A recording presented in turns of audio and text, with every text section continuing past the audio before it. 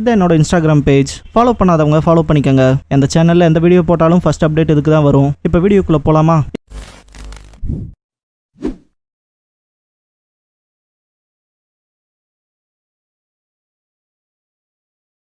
Hello guys, நீங்கள் பார்க்குறது Tamil anime and நான் தான் உங்கள் சென்பாய். இந்த வீடியோவில் நருட்டோ எபிசோட் 56 தான் நம்ம பார்க்க போகிறோம். இந்த எபிசோடோட ஸ்டார்டிங்லேயே பார்த்தீங்கன்னா நருட்டோ வந்துட்டு அவனோட ட்ரைனிங்கை ஸ்டார்ட் பண்ணுவான். ஜிராயை எப்பவும் போல் அவர் பார்க்குற வேலையை ரிசர்ச் வேலையை பார்த்துட்டு தான் இருப்பார். நருட்டோ சமன் பண்ணுவான். கிட்டத்தட்ட பார்த்தீங்கன்னா டேட்போல் தான் வரும். இந்த டைம் பார்த்தீங்கன்னா கொஞ்சம் இம்ப்ரூவ்மெண்ட் இருக்கும். இந்த டேட்போலுக்கும் ஃப்ராகுக்கும் என்னடா வித்தியாசம்ட்டு நருட்டோ கத்துவான். இந்த இடத்துல ஜிராயா அவரோட ரிசர்ச்சில் பயங்கர தீவிரமாக இருப்பார். இந்த இடத்துல live or die, risk it all to win it all அப்படிங்கிற இந்த எபிசோடோட டைட்டில் போட்டு ஸ்டார்ட் பண்ணுறாங்க. இதுக்கப்புறமா நருட்டோ பயங்கரமாக ஷவுட் பண்ணுவான், வந்து எனக்கு சொல்லி தர போறே இல்லையான்னு. இந்த இடத்துல பாத்தீங்கன்னா கொலாப்ஸ் ஆகி விழுந்துருவான். இந்த இடத்துல ஜிராயா சொல்ற விஷயம் என்ன, கிட்டத்தட்ட 3 வாரமா பிராக்டிஸ் பண்ணிட்டு இருக்கான், வெறும் கட்ஸோட மட்டும் அப்படிங்கிற விஷயத்த திங்க் பண்ணுவாரு. இந்த இடத்துல நருட்டோவோட டிட்டர்மினேஷனை வந்து நல்லாவே அண்டர்ஸ்டாண்ட் பண்ணியிருப்பாரு ஜிராயா. இதுக்கப்புறமா ஒகாகேவோட போட்டோஸ்லாம் லைனா இருக்கும். அதுல பாத்தீங்கன்னா 4th ஒகாகேவோட போட்டோ வந்து 3rd ஒகாகே வந்து பார்த்துட்டு இருப்பாரு. இந்த இடத்துல ஆங்கோ வந்துருவாங்க. வந்ததுக்கு அப்புறமா என்ன விஷயம் சொல்லி ஒகாகே கேட்பாரு. இருந்தாலுமே பாத்தீங்கன்னா இந்த இடத்துல தன்னை பிளேம் பண்ணிக்காம தான் ஆங்கோ நின்றுட்டு இருப்பாங்க. நீ அந்த ஃபாரஸ்ட் ஆஃப் டெத்ல இருந்து உயிரோட வந்ததுக்கெல்லாம் கவலைப்படாத, இப்ப நடக்கிற விஷயத்துக்கும் உனக்கு எந்த சம்மந்தமும் கிடையாது, அதே மாதிரி ஒரோச்சிமாருக்கும் உனக்கு எந்த சம்மந்தமும் கிடையாது, நாங்களும் பிளேம் பண்ண போறது கிடையாது. என்ன ஒரே ஒரு பிரச்சனை தான், ஒரோச்சிமாருக்கு அகைன்ஸ்டா யாருமே நம்ம வில்லேஜ்ல நிக்க முடியாது, ஏன் என்னாலும் கூட அவனை எதிர்த்து சண்டை போட முடியாது அப்படிங்கிற விஷயத்த சொல்லுவாரு. இந்த இடத்துல ஆங்கோ வந்துட்டு இன்னாத்திக்கு 4th ஒகாகே மட்டும் இருந்தாருன்னா கண்டிப்பா அப்படின்னு சொல்ல வருவா. இல்ல, அவரு இதுக்கு முன்னாடியே நம்ம வில்லேஜை காப்பாத்திட்டாரு, அதுன்னு மட்டும் இல்லாம அன்னைக்கு நடந்த இன்சிடென்ட்ல இறந்தும் போயிட்டாரு. இப்போதைக்கு நம்மளால பண்ண முடிய விஷயம் என்னன்னா, நம்ம கிட்ட என்ன ஸ்ட்ரென்த் இருக்கோ அதை யூஸ் பண்ணி தான் நம்ம அவங்க கூட சண்டை போட்டாகணும் அப்படின்னு சொல்லிட்டு ஒகாகே நான் வெளியே போய் காத்து வாங்கிட்டு வரேன்ட்டு போவாரு. இந்த இடத்துல ஒன்ன நீயே பிளேம் பண்ணிட்டு இருக்காத அப்படிங்கிற ஒரு அட்வைஸை ஆங்கோக்கு கொடுத்துட்டு போவாரு. லீஃப் வில்லேஜ்ல இருக்க எல்லா ஷினோபிஸ் சேர்ந்தாலும் கூட ஒரோச்சிமாருவை டிஸ்ட்ராய் பண்ண முடியாது, ஆனா ஒரே ஒருத்தர் இருந்தா முடியும் அப்படின்னு சொல்றாங்க 4th ஒகாகேவை. அப்ப அவர்கிட்ட எவ்வளவு பவர் இருக்குங்கிறத நீங்களே ஜஸ்ட் இமேஜின் பண்ணி பாருங்க. இந்த இன்சிடென்ட்க்கு அப்புறமா பாத்தீங்கன்னா நருட்டோ படுத்து கிடப்பான் இல்லையா, கொலாப்ஸ் ஆகி அவனை தண்ணி ஊத்தி ஜிராயா எழுப்புவாரு. ஏன் இப்படி பண்றீங்கன்னு கத்துவான். கிட்டத்தட்ட 3 வாரமா நீ இதை பிராக்டிஸ் பண்ணிட்டு இருக்க, இது மொத்தத்துல பாயிண்ட்லெஸ் தான், நீ உன்னோட லைஃபை டிபெண்ட் பண்ண மாதிரி இந்த சமனிங் ஜுட்ஸுவை பண்ணும், அப்பதான் அது ஒர்க் அவுட் ஆகும் அப்படிங்கிற விஷயத்த சொல்லுவாரு. நான் அப்படிதான் பண்றேன், என்னால முடிஞ்ச எல்லாத்தையுமே நான் பண்றேன் அப்படின்னு சொல்லிட்டு ஆர்கியூ பண்ணுவான். அதே டைம் பாத்தீங்கன்னா ஏதாவது ட்ரிக் இருந்தா சொல்லி கொடுங்களேன்னு சொல்லி கேட்பான். ஜிராயா வந்துட்டு ட்ரிக் அப்படின்னு யோசிப்பாரு. ஏன் சொல்லி தர மாட்டீங்களா அப்படின்னு நருட்டோ. இதுக்கப்புறமா ஜிராயா வந்துட்டு சரி உன்னோட லைஃபை நீ ரிஸ்க் பண்றதுக்கு தயாரா இருக்கியா அப்படின்னு சொல்லி கேட்பாரு. நான் எதுக்காக இருந்தாலும் தயார் தான் அப்படின்பா நருட்டோ. சரி என் பின்னாடியே வா அப்படின்னு சொல்லி ஜிராயா கூட்டிட்டு போவாரு. ஜிராயா எங்கடா அப்படி கூட்டிட்டு போறாருன்னு பார்த்தா குளிக்கிறதுக்கு கூட்டிட்டு போவாரு, ஹாட் ஸ்பிரிங்க்கு. இந்த குளிக்கிறதுக்கும் இந்த சமனிங் ஜுட்ஸுக்கும் என்னங்க சம்பந்தம் அப்படின்னு சொல்லிட்டு நருட்டோவே திங்க் பண்ணுவான். ஏன் நமக்கும் கூட அப்படி தோணும். அதே மாதிரி பாத்தீங்கன்னா ஜிராயா வந்துட்டு சரி உனக்கு இப்ப ரொம்பவுமே பிடிச்ச சாப்பாடு, இப்ப நீ சாப்பிடணும்னு நினைக்கிற சாப்பாடு என்ன, அது எங்க இருக்கு அப்படின்னு சொல்லி கேட்பாரு. பாத்தீங்கன்னா நருட்டோ ஸ்ட்ரைட்டாவே இச்சிராகு ராமன் ஷாப்புக்கு கூட்டிட்டு போயிடுவான். இதுக்கப்புறம் பாத்தீங்கன்னா 2 பேருமே சாப்பிட்டு இருப்பாங்க. இதுதான் உன் கடைசி மீலா இருக்கும் நினைச்சு சாப்பிடு அப்படின்பாரு. இதை கேட்ட நருட்டோ ஷாக் ஆகி பார்ப்பான். இல்ல எப்ப சாப்பிட்டாலுமே அதுதான் நமக்கு கடைசி சாப்பாடுங்காம அது சந்தோஷமா சாப்பிடு அப்படின்னு சொன்னேன் அப்படின்னு சொல்லி சொல்லுவாரு. இதுக்கப்புறமா நருட்டோவும் சரி நமக்கு ஒரு இல்ச வாங்கி சிக்கனாண்டா, எபிசோக்கு சிக்க வச்ச மாதிரியே வாங்கி சிக்க வச்சாலான்னு சொல்லிட்டு வெறித்தனமா திம்பான். கிட்டத்தட்ட ஏகப்பட்டதை அடுக்கி வச்சிருப்பான் பவுலு. எனக்காக இப்படி வயிறுக்கு திருப்தியா வாங்கி கொடுத்ததுக்கு ரொம்ப நன்றி அப்படின்னு சொல்லிட்டு பெர்விசேஜ் அப்படின்னு திரும்பி பார்ப்பான். ஒரு தவளை உட்காந்து இருக்கும், அந்த ஆள் எஸ்கேப் ஆயிட்டானா அப்படின்னு பார்ப்பான். கிட்டத்தட்ட இந்த இடத்துல நருட்டோ தான் டோட்டலாவே பில் பே பண்ணுவான். நருட்டோ அவன் பர்ஸ் எடுத்து பார்த்துட்டு என்னடா 10 பைசா கூட இல்லையாடான்ட்டு செம டென்ஷன் ஆகிட்டு வந்துட்டு இருப்பான். இந்த இடத்துல என்ன நீ ஃபுல்லா சாப்பிட்டியா அப்படின்னு ஜிராயை கேட்பாரு.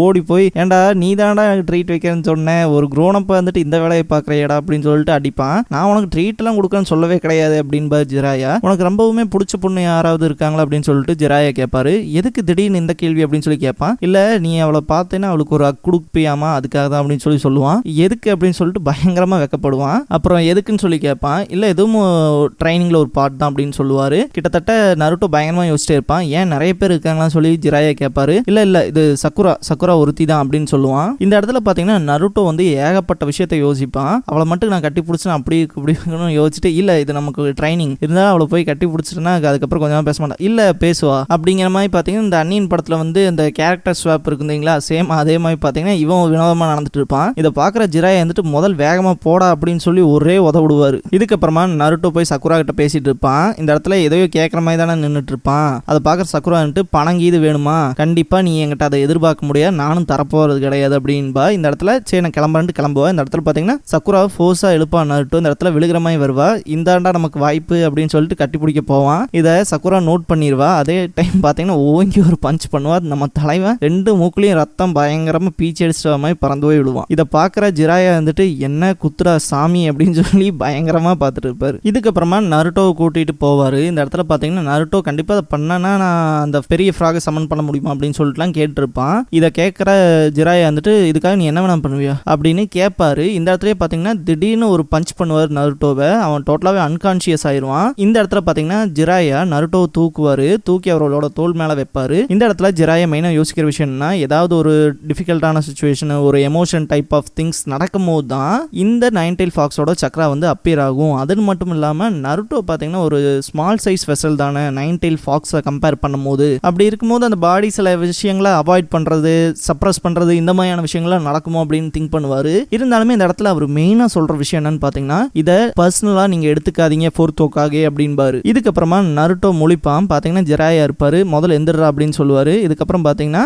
நருட்டோ வந்துட்டு நம்ம எங்க இருக்கோம் அப்படின்னு சொல்லிட்டு பார்த்துட்டு இருப்பான். இந்த இடத்துல பாத்தீங்கன்னா ஜிராயா வந்துட்டு நீ தான் என்ன வேணாம் பண்ணுவி அப்படின்னு சொன்னேன் அப்படின்ட்டு போய் செத்து திரும்பி வா அப்படின்னு சொல்லுவாரு. என்ன செத்து திரும்பி வரதா அப்படின்னு நருட்டோ யோசிப்பான். கிட்டத்தட்ட இவர் சொல்ற விஷயம் என்னன்னா நீ இப்ப வந்து ஒரு டெத் கண்டிஷன்ல போற இந்த இடத்துல நீ உன்னோட ரெட் சக்கராவை யூஸ் பண்ணினா தான் பொழைக்க முடியும். சப்போஸ் நீ யூஸ் பண்ணலினா கண்டிப்பா செத்துருவ அப்படின்னு சொல்லிட்டு அவரோட பாயிண்டிங் ஃபிங்கரை வச்சு ஒரு டேப் பண்ணுவாரு. கிட்டத்தட்ட ரொம்ப தூரம் வந்து பறந்து போய் விழுவான் நருட்டோ. பயங்கர பள்ளமா இருக்கும் அந்த இடம். ஜிராயா மெயினா யோசிக்கிற விஷயம்னா இந்த இடத்துல நருட்டோவுக்கு கிடைக்க போற ஸ்ட்ரென்த் அவனோட வரமா இல்ல சாபமான்னு பாத்திரலாம் அப்படின்பாரு. நருட்டோ வந்துட்டு நம்ம இந்த இடத்துல ஏதாவது பண்ணியாகணும் இல்லைன்னா நம்ம கண்டிப்பா செத்துருவோம் அப்படின்னு சொல்லிட்டு அவனோட கை கால்லாம் பாத்தீங்கன்னா சக்கரா வந்து கொண்டு வந்து அதை பேலன்ஸ் பண்ணி கிட்டத்தட்ட ஏதாவது ஒரு கிளிஃபை நம்ம புடிச்சிருவோம் அப்படின்னு சொல்லிட்டு புடிச்சு பார்ப்பான். பாத்தீங்கன்னா ரொம்பவுமே ஸ்லிப்பரியா இருக்கும், வலிக்கிட்டே இருக்கும். இந்த இடத்துல நைன் டைல்ஸ் சக்கராவை வச்சு தான் உன்னால தப்பிக்க முடியும், உன்னோட நார்மல் சக்கராவை வச்சு உன்னால இந்த இடத்துல தப்பிக்கவே முடியாதுங்கிற விஷயத்த ஜிராயா யோசிப்பாரு. இப்படியே போச்சுன்னா நான் கண்டிப்பா செத்துருவேன் அப்படின்னு சொல்லி நருட்டோ மனசுல நினைச்சுக்கிட்டே இருப்பான். இதுக்கப்புறமா வேற சீன் அப்படியே ஜம்ப் ஆயிருவாங்க. இந்த இடத்துல பாத்தீங்கன்னா இருக்கா வந்துட்டு அவரோட கிளாஸ் ஸ்டூடெண்ட்ஸ்க்கு ஒக்காகேவோட ஸ்டோன் ஃபேஸஸ் எல்லாம் காமிச்சு அது மூலமா பாத்தீங்கன்னா லெசன்ஸ் எடுத்துட்டு இருப்பாரு. இவர்தான் ஃபர்ஸ்ட் ஒக்காகே, செகண்ட் ஒக்காகே, தேர்ட் ஒக்காகே, ஃபோர்த் ஒக்காகே, இது உங்களுக்கு பார்த்தாலே கிளியர் கட்டாவே தெரியும்ல அப்படிங்கிற மாதிரி எல்லாம் சொல்லிட்டு இருப்பாரு. இந்த இடத்துல ஒரு பையன் வந்துட்டு ஃபிஃப்த் ஒக்காகே யாரு அப்படின்னு சொல்லி கேட்பான். அது இன்னும் முடிவு பண்ணல, மேபி உங்களோட ஃபேவரட் டீச்சரான நான் கூட வரலாம் அப்படின்னு சொல்லிட்டு ஜோக் பண்ணுவாரு. இதை கேட்ட தேர்ட் ஹோக்காகேயும் சிரிச்சுக்கிட்டே தான் வருவாரு. உன்னோட காமெடி சூப்பராகவே இருக்கு அப்படின்னு சொல்லிட்டு. இதுக்கப்புறமா இருக்க வந்துட்டு நீங்களும் வாங்க ஹோக்காகே அப்படின்னு சொல்லி பசங்க கிட்ட பார்த்தீங்கன்னா இவர் ரொம்பவே ஜீனியஸ், நாங்களா ப்ரொஃபஸர் தான் கூப்பிடுவோம் அப்படிங்கிற மாதிரிலாம் நிறைய விஷயங்களை சொல்லுவாரு. பார்த்தீங்கன்னா பாஸ்ட் டென்ஸில் சொல்லுவாரு, நான் உயிரோட தானே இருக்கேன் அப்புறம் அதை பாஸ்ட் டென்ஸில் சொல்கிறேன் அப்படின்பாரு ஹோக்காகே. இந்த இடத்துல பார்த்தீங்கன்னா இந்த வயசானால் எப்படி இவ்வளோ ஸ்ட்ரென்த்தோட இருக்க முடியும் நீங்க சொல்ற மாதிரி அப்படின்னு சொல்லிட்டு பசங்களாம் ஆர்கியூ பண்ணுவாங்க. இருக்காம பார்த்தீங்கன்னா ரொம்பவுமே ஷவுட் பண்ணுவாரு. ஒருத்தன் வில்லேஜ்லேயே ரொம்பவுமே ஸ்ட்ராங்கா இருந்தால் தான் அவங்களுக்கு இந்த ஒக்காகேங்கிற பொசிஷனே கிடைக்கும் அப்படிங்கிற விஷயத்த சொல்லுவாரு. அப்படி பார்த்தா நான் ரொம்பவுமே ஸ்ட்ராங், அது மட்டும் இல்லாமல் ஹேண்ட்ஸமாகவும் இருக்குன்ட்டு ஒரு பையன் எந்திரிப்பான். உன் கிரேட் சிப்ப இருக்கமே இருந்தா நீ எல்லாம் அப்படி ஆக முடியாது அப்படின்னு சொல்லி செம்மையா கலாச்சி விட்டுருவாரு இருக்கா. ஒக்காகே பார்த்தீங்கன்னா இந்த இடத்துல சிரிச்சுக்கிட்டே மெயினா நீங்க எல்லாருமே உங்களோட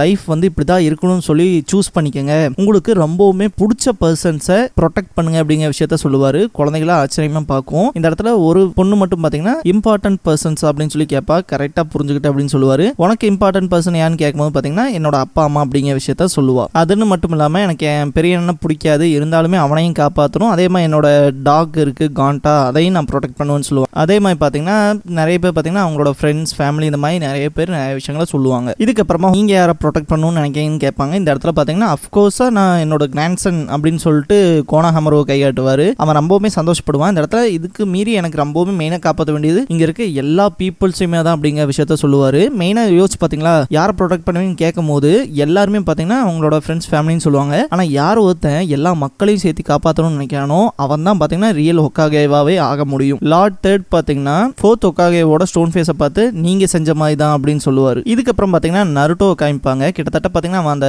அடிவாரத்தில் விழுந்துட்டு இருப்பான் இல்லையா, அங்க இருக்க மாட்டான். கிட்டத்தட்ட ஒரு டிஃப்ரெண்ட் டைப் ஆஃப் பில்டிங்ல இருப்பான். அந்த இடத்துல பார்த்தீங்கன்னா ஒரு பயங்கரமான மூச்சு காத்து சவுண்ட் கேட்டு இருக்கும். அந்த இடத்த நோக்கி போவான். போய் பார்த்தா அந்த இடத்துல இருக்கலே ரொம்பவுமே கொடூரமான ஃபேஸ் தெரியும். டேய் குழந்தை என் பக்கத்துல வா அப்படின்னு சொல்லி வாய்ஸ் கேட்கும். அவனும் பக்கத்துல போவான். கிட்டத்தட்ட நகமாய் வந்து அட்டாக் பண்ண வரும். இருந்தாலும் நருட்டோ அதில் டாச் பண்ணி எஸ்கேப் ஆகி வந்துருவான். இந்த சீல் மட்டும் இல்லைன்னா என்னத்துக்கு ஒன்று நான் கொன்னு தின்றுப்பேன் அப்படிங்கிற மாதிரி சொல்லும். அப்ப நீ தான் அந்த அந்த 9 tail fox அப்படின்னு சொல்லி நருட்டோ பார்ப்பான். கிட்டத்தட்ட பார்த்தீங்கன்னா இந்த இடத்துல தான் 9 tails வந்து நருட்டோ ஃபர்ஸ்ட் டைமாவே பார்ப்பான். அந்த 9 tails வந்துட்டு எது ஒன்றை இவ்வளோ தூரம் என்கிட்ட கொண்டு வந்துச்சு அப்படின்னு சொல்லி கேட்பான். இந்த இடத்துல நம்ம தலைவன் பேசுறதே மாசா இருக்கும். என்ன சொல்லுவானா, நீ என் உடம்புக்குள்ள தானே இருக்க, அதுக்கான ரெண்டை நீ கொடுத்தது இல்ல, அதுக்காக உன் சக்கராவை எனக்கு கொடு அப்படின்னு சொல்லி கேட்பா.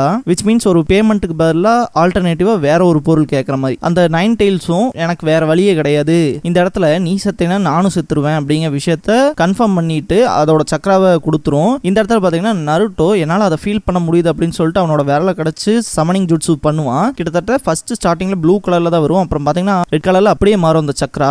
நருட்டோ நினைச்ச மாதிரியே ஒரு பெரிய ஜைஜாண்டிக் டோட வந்து அவன் சமன் பண்ணிடுவான். வெளியே நின்றுட்டு இருக்க ஜிராயா நீ சாதிச்சிட்ட அப்படின்னு சொல்லுவாரு. இந்த இடத்துல நருட்டோ ரொம்பவுமே ஹாப்பியா இருப்பான். கிட்டத்தட்ட அவன் நினைச்சதை விட பிரம்மாண்டமான ஒரு விஷயத்த பண்ணிட்டேன் அப்படின்னு சொல்லி. அந்த ஜைஜாண்டிக் டோட அப்பியர் ஆச்சு இல்லையா, அது பாத்தீங்கன்னா இங்க என்ன நடக்குது, நான் எங்க இருக்கேன் அப்படின்னு புரியாம பார்க்கும். இந்த இடத்துல இந்த எபிசோடு முடியுது.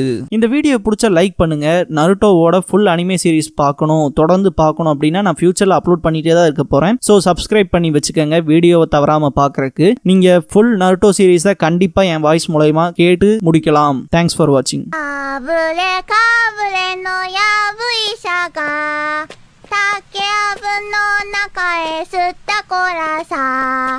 やぶからぼんに吸ったこらさ、破れたラブレタ持って吸ったこらさ。